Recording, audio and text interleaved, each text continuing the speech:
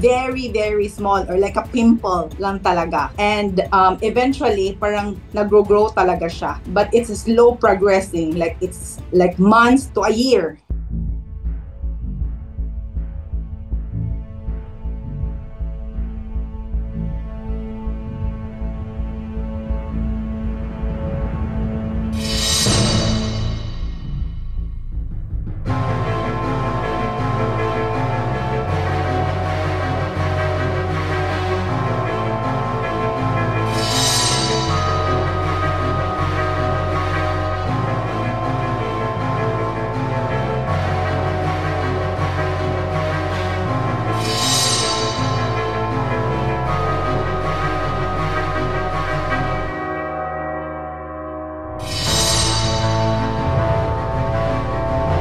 And I was told the only option that we have is actually putol na talaga. Kasi it's really recurring. They cannot guarantee.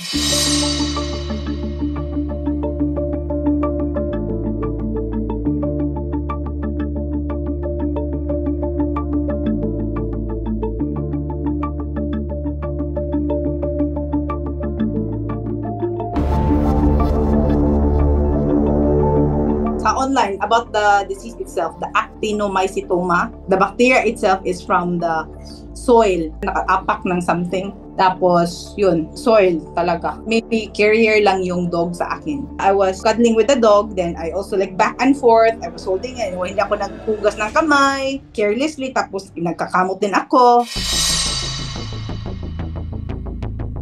Ang actinomycetoma, ito yung bacterial, pero ang manifestation nila pareho. Kaya ang dapat unang-unang ginawa, nag-biopsy. Tapos dapat nag-culture and nag-fungal culture and sensitivity din sila, no, para malaman mo kung talagang fungal ba, bacterial ba, viral ba, o yan.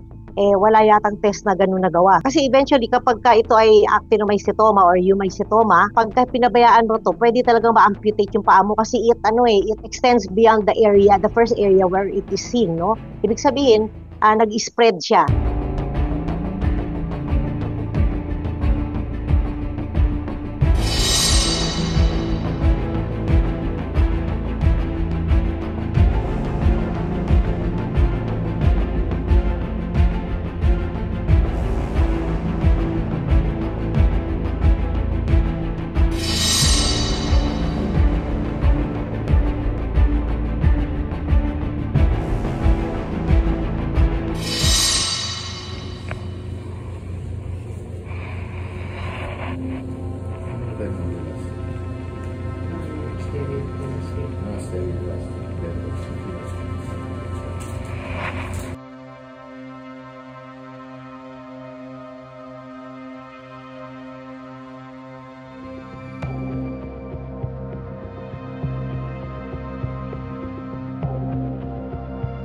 What I have learned from this disease is that, again, yung carelessness natin to our health first. If there's something going on, if you see something like a small lump or something tumutubo sa katawan nyo, you have to have it checked talaga.